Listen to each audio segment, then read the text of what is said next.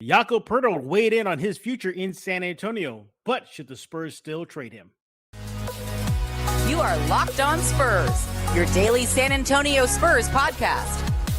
Part of the Locked On Podcast Network, your team every day. Welcome back to Locked On Spurs and the Locked On NBA Network. I'm your host, Jeff Garcia, Spurs writer for Ken 5 San Antonio, TGIF. Hopefully everybody's having a great end of their week and getting ready for the weekend. What are we talking about today? Jakob Poeltl. We're going to put him in the hot seat right now.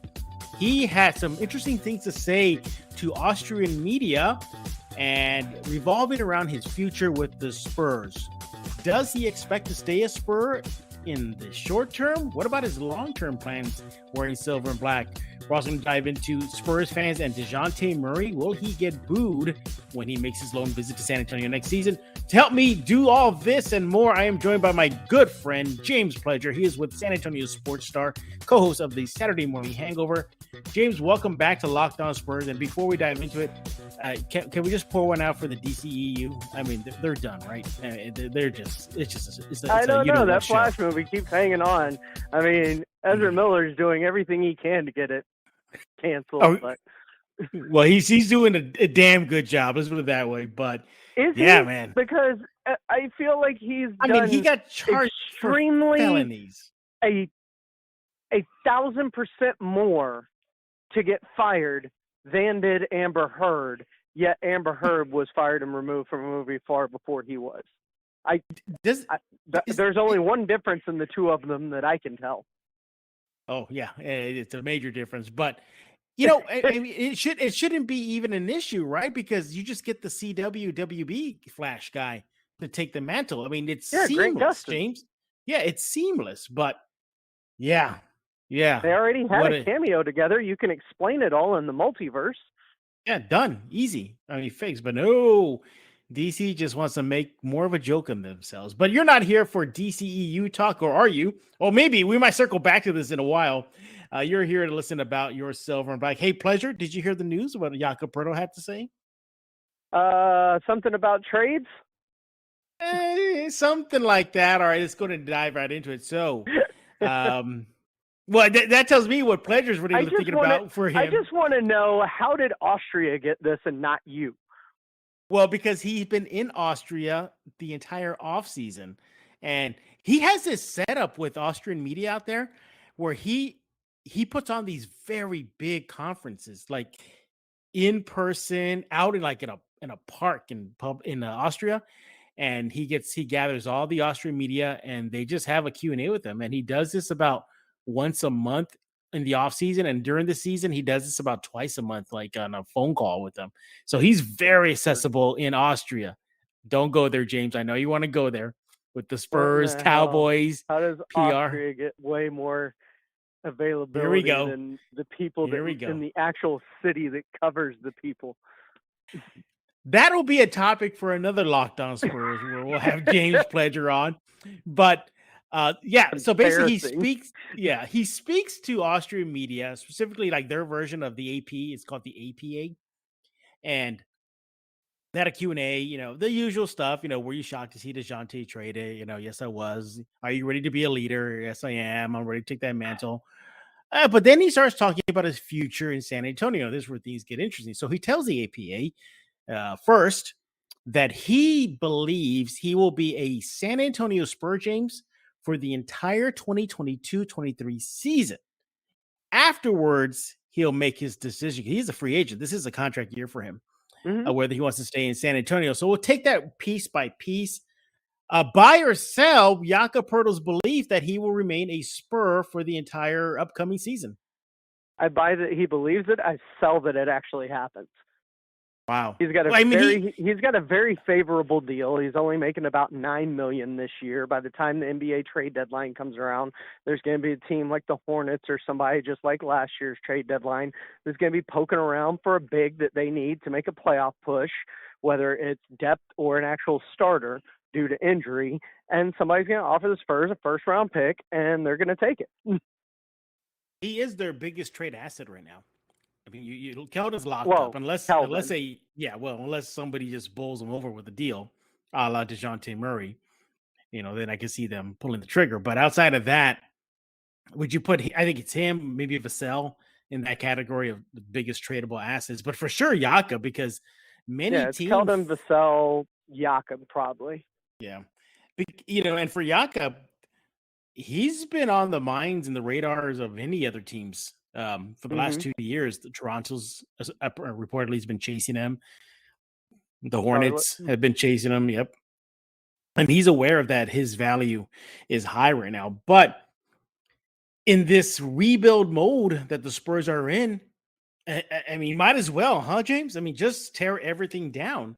And if Jakob Poeltl can net you some more draft picks or perhaps a younger player they can build with, I say do it. Where do you stand with the Spurs? Should they do it or not? Well, I am all in on team rebuild. Like, just rip it to the studs.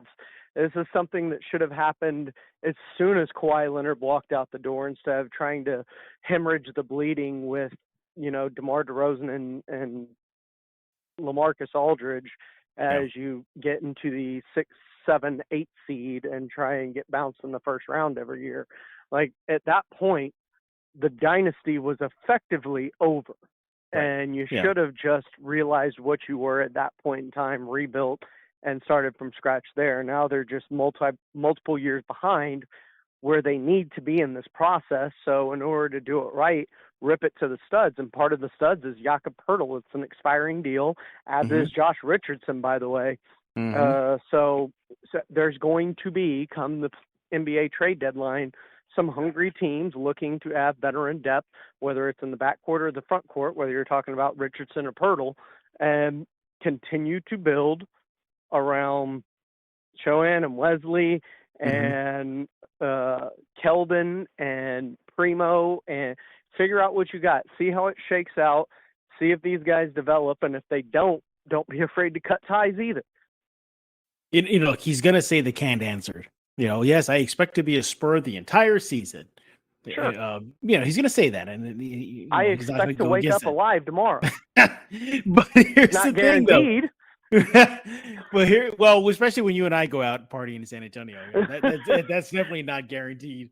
But I look at Jakob and I say, look, Jakob, you got to see the writing on the wall. And he does. In that same interview, he says that he recognizes the Spurs are in a reset mode. James even went on far to say that he doesn't even think this team will be a play-in tournament team.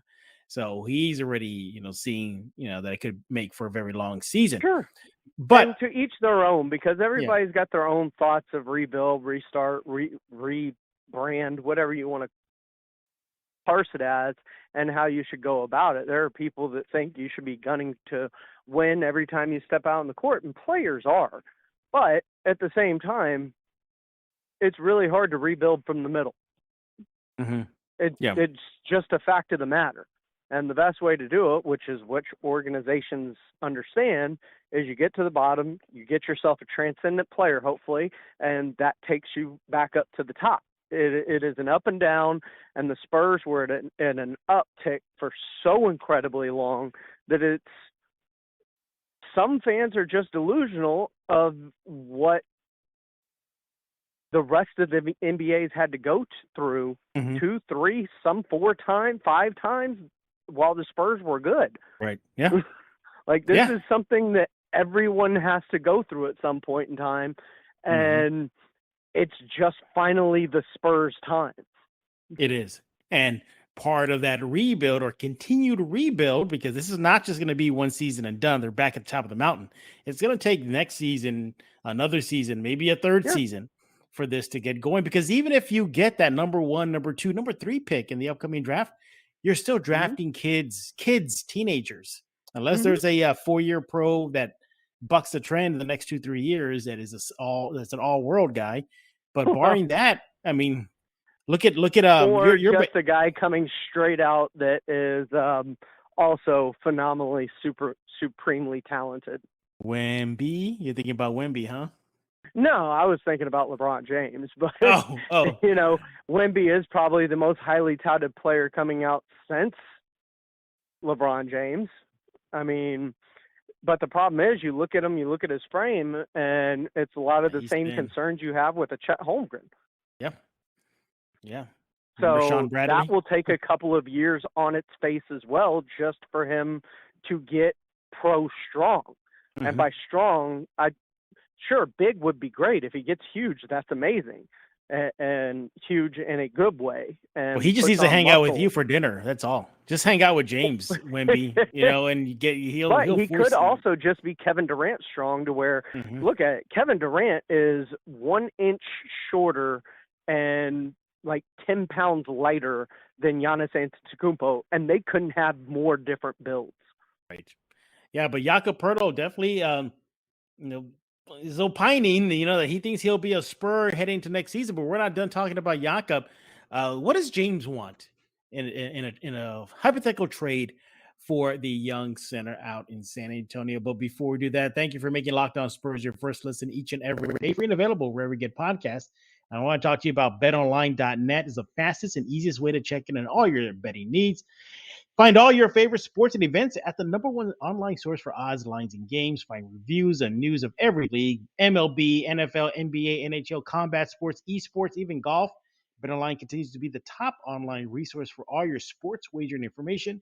From live in-game betting, scores, podcasts, they have you covered. And if you are brave enough, Spurs fans, go check out BetOnline's lines, projections on the Spurs win totals next year. Not fun, but if you want to be curious, you can just definitely go out there to betonline.net. Head there today. Use your mobile device. Learn more about the action happening today. BetOnline, where the game starts. We're back with James Pledger right here on Locked On Spurs, and we're discussing the future of Jakob Poeltl in San Antonio and much more. So let's go ahead and wrap up our chat about Poeltl. He did put it out there. In that conversation with the APA, that he will assess his future with the Spurs after next season. That's if he does play an entire season. But he's already putting it out there, James. Should the Spurs cash in now instead of seeing him walk for nothing? Yes, absolutely. Why would you let him walk for nothing and not get something in return when you have that opportunity?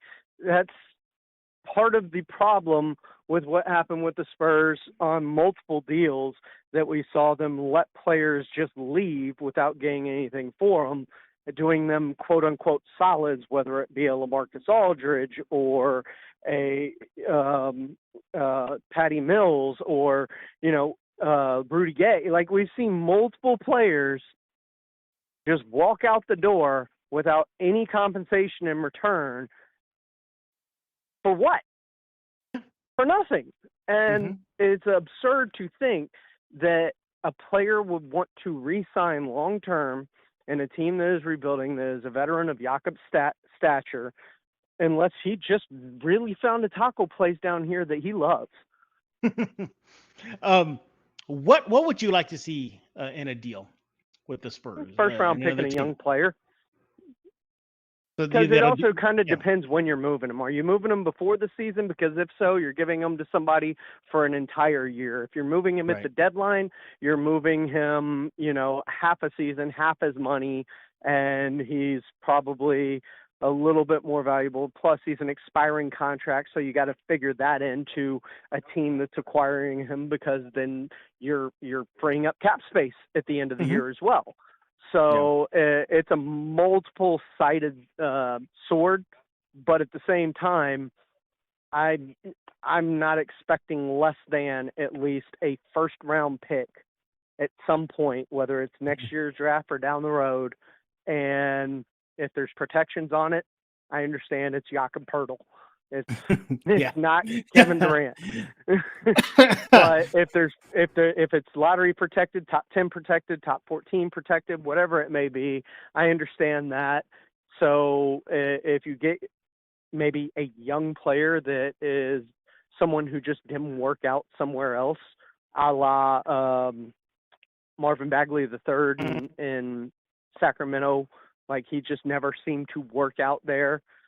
Seems to be doing much better in Detroit. If you get a young player and a first-round pick that maybe you can rebuild said player, I'm okay with that kind of return for a Jakob Poeltl. I lean towards midseason when playoff teams are desperate for that extra punch. That's when I to get over expect the hump. him to be moved. Yeah, Yeah, I expect that. I expect, raise his stock value. You knock on wood, he doesn't get hurt. But at the And same time, if you move him before the season, that just increases the odds of less wins. you are big time on team rebuild, tank rebuild, Dude, huh? I've seen team rebuild in action, and they're the team that I follow extremely closely, about as close as I follow the Spurs. They're about neck and neck. They're about to come through on the other side of this, and it doesn't look bad. Yeah, but yeah, I lean to that. I say get his stock up high. There's going to be that desperate team, that playoff bound, that team that if we just had that center, we saw that a few years ago with Toronto and Charlotte. When they were looking for a big, to get them over the hump. There's going to be another one of them. There's going to be another one. So I lean towards that camp. Let's see how the market plays out for him when teams get really desperate. And I expect that to happen. Look, Jakob, I love you.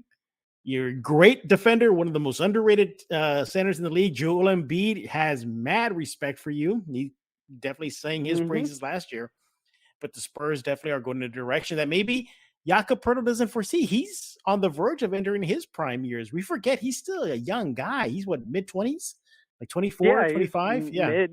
Mid 24, 25, 26, somewhere in that area. So he's in a place where he can not only best utilize his skill set and really be a contributor to a team, but make a good solid playoff run too, to where he's a huge component of a team in the playoffs. And not to mention last year, remember that debate early last year? Who was more valuable for the Spurs, Murray or Poeltl? Yeah, that happened, everybody. That conversation happened, and that's how good Poeltl is. He runs the pick and roll well. Young, as we mentioned, one of the better defensive centers in the league. Offensively, he still work there, but defensively, he's going to protect that rim. He's going to provide value for this, whether he stays with the Spurs or not. Likely for another team, there's value in Jakob, and if the Spurs are in this strip everything down and rebuild mode, well, he could be the next domino to fall. Hey, we want to hear your opinion about Jakob's future. You heard what he had to say. What do you think? You can let James know on Twitter at @IamPledger. Let me know on Twitter at JeffGSpursZone. When we get back, we're going to talk about the fans, DeJounte Murray, and catch you up with some Spurs news that you may have missed. We're back with James Pledger right here on Locked On Spurs, and he is the co-host of the Saturday Morning Hangover. He loves to brag about his job, his boys, his shows that he has with the San Antonio Sports Star, and he's going to do that in just a few minutes. You know what, James? I'm a little disappointed you didn't put your name in the hat for the free contest, the movie tickets that Lockdown Spurs was giving out to an anime. And James, you're a fan of anime.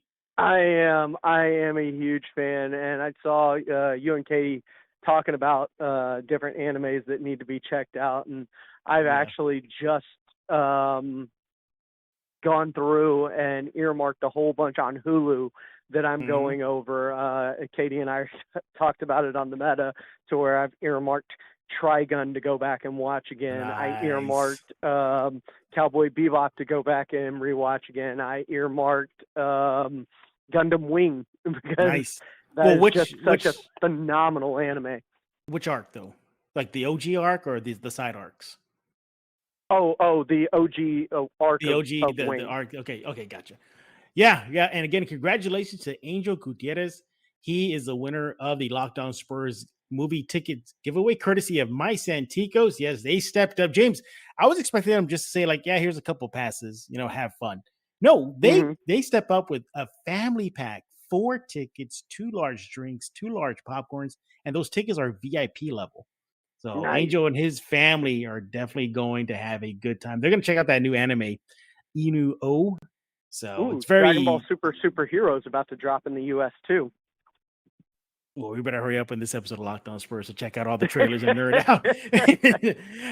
So DeJounte Murray, he had a little beef with fellow Seattle native and rookie Orlando's Paolo Banchero. They got into it the pro-am, and okay, fine. You're thinking, okay, DeJounte, you do you. You're wearing a Hawks uniform. You good luck to you. That's all, Atlanta. But Spurs fans got upset over Murray's behavior. clowning Banchero on the court, telling him this is a man's league, calling him out on Instagram. Our point is, though, is that all this seems to be building up with Spurs fans to the point where I feel like, James, they're gonna boo him when he makes his return to San Antonio next season. What do you expect for that big game in San Antonio? I kind of expect him to be smattering of boos and relatively quiet. I don't think I expect the entire stadium to boo him. Obviously, the game probably won't have that many fans there, if we're being quite honest with ourselves. I'm not expecting a sellout by any means. But I think that'll be the sure, biggest storyline, right? The I think Spurs it's half sold out and a half. game. I think it's just a culmination of things with Murray. I mean, Spurs fans have an issue with his behavior. Okay, fine. You know, they're saying, "Oh, what happened to the DeJounte quiet guy in San Antonio?" Now look at him. And well, remember, Spurs fans, there are Spurs fans that are completely locked in on their team. There are people that follow everything, even on the periphery, like we do, that follow Locked On Spurs. And then there are people that just know about what's going on in San Antonio. And now that DeJounte is not a part of San Antonio, probably have no clue what's going on with him. Yep. So I think it's a culmination of things. Of course, there was the infamous Instagram exchange we had with fans. 15 years for the Spurs to get back to relevance. You know, that team has stuff to work on that's beyond basketball. So I think this is just a culmination. But and the adult establishment. So it looks like Spurs fans will definitely some of them will definitely be sharing their opinion when I'm going to say Spurs 50-50. and Hawks. Yeah, I'm with you. I'm 50-50. I think he's gonna get the tribute video. You know, that's gonna happen. He's gonna get the hugs. He's gonna get the nice. I think it's gonna happen. Yeah. Is it? Yes, I think he's gonna get a tribute I didn't know if the video, Spurs were still gonna knowing they've been kind of the brunt of some of this stuff. I was wondering if he is getting a tribute video. They gave one to Claw. They're gonna give one to him. Okay.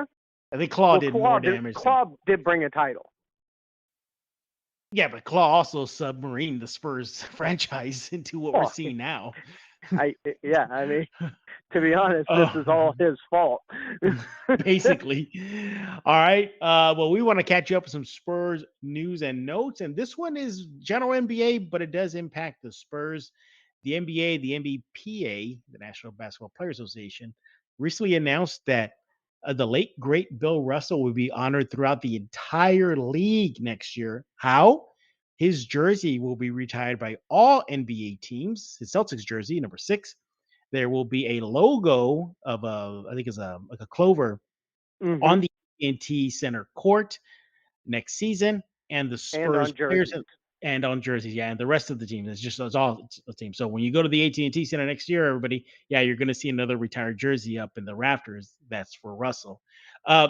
Amazing gesture, and they're historic too. The first time any player in the league has their jersey retired across the league, James. That's impressive. Like, everybody wants a legacy like that. Like, I will never denigrate somebody for leaving a type of legacy to where they are recognized in this type of fashion. But my initial question on when it happened was, so does this mean we retire Jordan's jersey when he passes? Does nobody wear 23 when he passes? Does nobody wear 32 when Magic passes? Does nobody... I mean, you see where I'm going with this? Yeah. At what point, what level of player, because none of us would say that, Bill Russell is the greatest of all time. He's one of the best of all time, for sure. But the GOAT? I don't know. I mean, I understood Jackie Robinson's, and maybe this is where I'm ignorant, is not knowing the impact that Bill Russell had, but I don't believe he was the first to break the color barrier.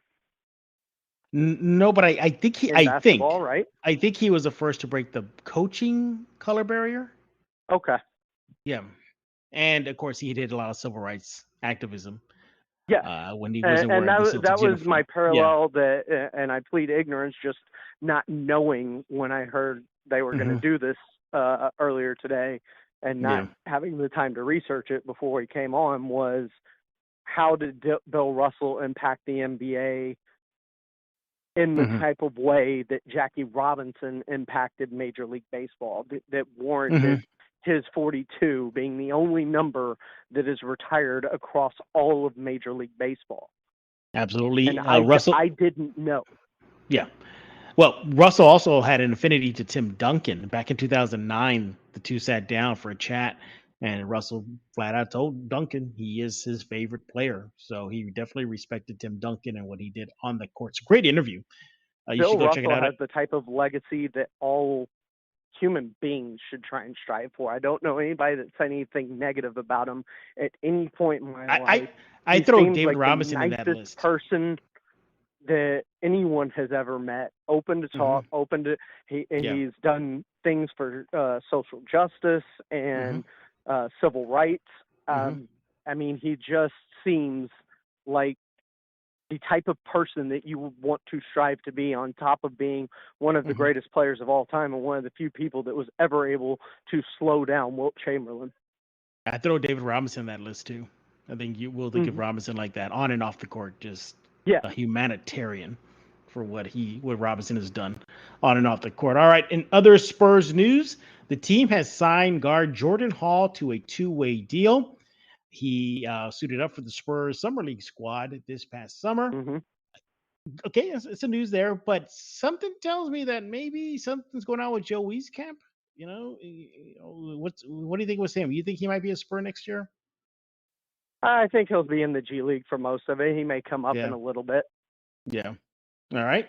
In other Spurs news, the Spurs also brought back a familiar face-ish, kind of is. Gorgie Deng is back in title. Here we come, James. It's here. Gorgie is back in San Antonio. So the Spurs it's the second stint with the Spurs, baby. Spent a whole 16 games with us back in 2021. We're gonna get a whole 25-game win season now, James. So it's happening, everybody. It's happening. And in other Spurs news, Tony Parker. How much does he love this San Antonio restaurant's pizza? The guy actually built the duplicate type of stone oven that they use at San Antonio's Frollo's in his own backyard. Yeah, Tony Parker spoke with Yahoo Live and talking about his eats and his foodiness. And that came up. He said, shout out Frollo's, that he had to duplicate that, built an entire stone oven for pizza in his own backyard, his own home. And get this, he also revealed that he did not stick to any diet when he was playing in NBA. He said he didn't have a diet at all. He just said, you know what, just watch what you eat in moderation and you're good. So that's the James Pledger philosophy, I think. Yeah, except that you can leave out the word moderation. I've seen James eat before. We celebrated speaking of pizza, we celebrated his birthday a few months ago at we went to Big Lou's, yeah. And for those who are not in San Antonio, Big Lou's Pizza is just, how would you describe their pizza slices, James? A comically sized pizza. Yes. Like if you were to watch a cartoon when somebody orders an extra large pizza and they bring it out and it's like the size of a car, that's Big Lou's Pizza. How big is the slices? I had to eat on my lap. James was my witness. I had to eat on my lap because I had no space on the table. But what would your go-to pizza be in San Antonio? Would it be Big Lou's or Frollo's? Frollo's is really good. I'm a fan of Grimaldi's. I like any pizza where they will throw on ricotta cheese. And to tell you the truth, some of my favorite pizza I've ever had in my entire life was in New York. And Grimaldi's comes closest to that pizza that I've had in South Texas. Get you. Yeah. I know all about New York style pizza, and I think that's one thing I'm going to miss. It's so good. There's this place, I forget where it's at. It may be over near 42nd, I believe. I can't remember, but its claim was it was the first pizza place in the United States. And if you know where I'm talking about, that place was amazing. I got pepperoni and ricotta cheese pizza there, and it was the first time I'd ever known you could put like ricotta cheese on pizza. Good. You could put different. I think I ate 2 whole pizzas that night. And I'm not shocked by that at all with your appetite. I am not shocked by that at all. And finally, in other Spurs news, or is loosely Spurs news, look, I get it. The San Antonio Spurs do not own an NBA 2K league. I get that, everybody. But San Antonio does have Player. representation in the league. Yes, there is a We got a player. player, baby. We got a player in San Antonio. No, why am I bringing it up? His name is Seldom. That's his 2K That's his league gamer tag. gamer name. Gamer tag. Thank you. Seldom. Seldum. Now, why am I bringing him up? He needs votes, everybody. He's on the ballot to be an 2022 NBA 2K League All-Star. So he is urging San Antonio to get out the vote. Vote. He wants to represent San if Antonio. they see those votes coming from the 210, maybe we get a 2K League team. Yeah, thank you for bringing that up. Yeah, the Spurs are just a handful of teams that do not have a 2K League. I don't think that'll happen in the near future.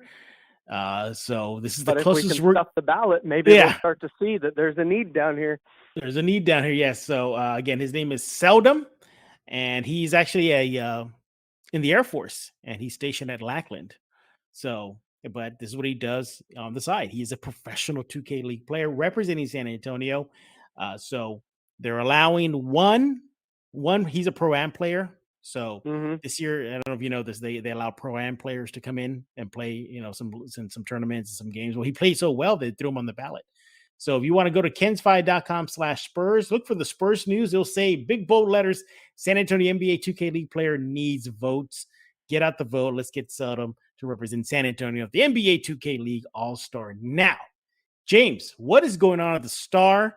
You guys are busy. Cowboys camp is opening up. Spurs are almost right around the corner-ish. What's going on? Oh, man, you got it. We got it all going on at the Star. We got football season kicking into high gear. College football is just a couple of weeks away now. The NFL right behind that.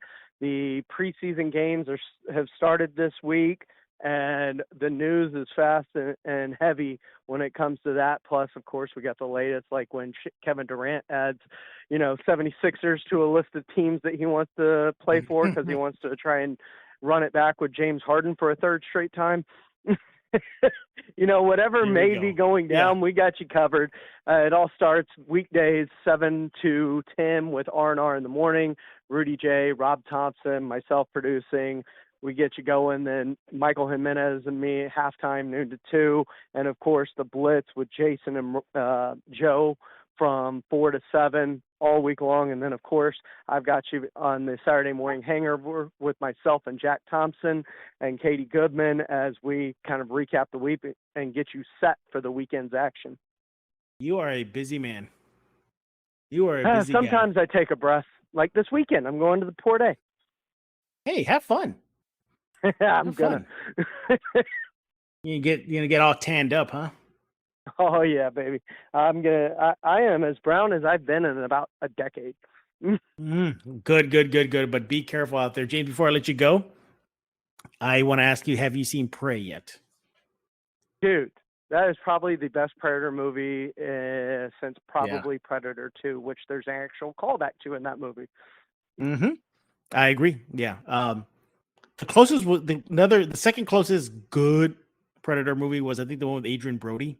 I think that one gets overlooked. I think that one really gets overlooked. Predators was that Predators, yeah.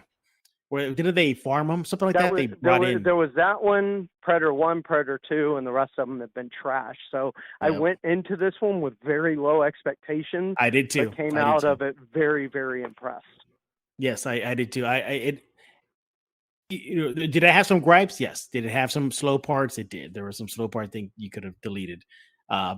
Did I like that it pushed forward the whole Predator story? Of course it did. It gave us different things. New Predator tech, a new, I guess what, a species? I guess he's a different species. He's a predator, but he doesn't look like the traditional predators. So he's like a different line, I guess. Well, remember, this is how many years ago when we're still dealing with colonizers and that's right, Native Americans. So they could have evolved in the, centuries between now and then. It's true. Yep. And again, it pushed the story forward more, that they've been longer than we thought. You mentioned the callback to Predator 2. I'm not going to give it away, but you'll get it when you see it. Also, too, My biggest gripe, though, not at that Prey, just as the entire Predator series, is I think they got to stop with this one human defeats all kind of thing, because this is a species, an alien species that has technology like Earth has never seen. We're trying to prove that we are the superior predators, therefore we make the best prey. No, I need to see one where where a predator just wrecks shop, where you leave the theater like, wow, we have no chance in an invasion type scenario. Like, I think that's what's due. I think that'll really jumpstart the series into a different level. Because come on, these predators have tech up the butt, and humans win all the time. I like to see something different. That's why I was hyped for Alien versus Predator. I thought, okay, finally a closer, match as far as. But even then, like it that was my gripe with Alien versus Predator. Is this Predator is supposed to be this insane hunting machine, and he knows that the alien's blood is acidic, and yet he still puts them in the binding rope that will cut through him and cause him to bleed, which will then cause him to break open with acid. And there are things where I'm like, okay, so I thought you were supposed to be the superior predator. Yeah. Oh, and too, by the way, dumb mistake. And for those who have not seen Prey but have seen the chain tech kind of harpoon thinking, there's a new level to this one now, and I loved it. I love the new chain tech that they displayed. But all in all, great movie. I gave it a B plus simply because I think that's fair. Yeah, I gave it a B plus.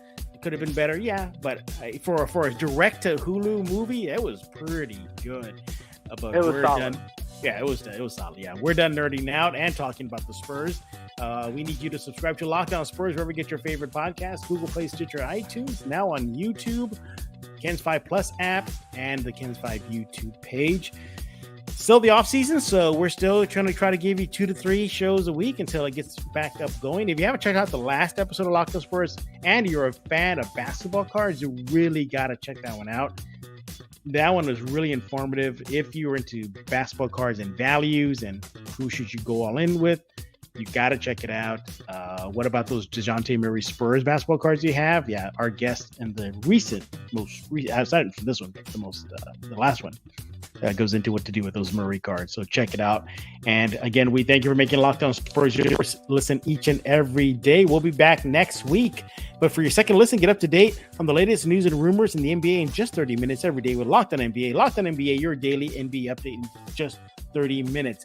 Make sure to follow Pledger on Twitter at @IamPledger. So for James Predator Pledger, I am Jeff Garcia. We're going to put a lock on this episode of Locked On Spurs.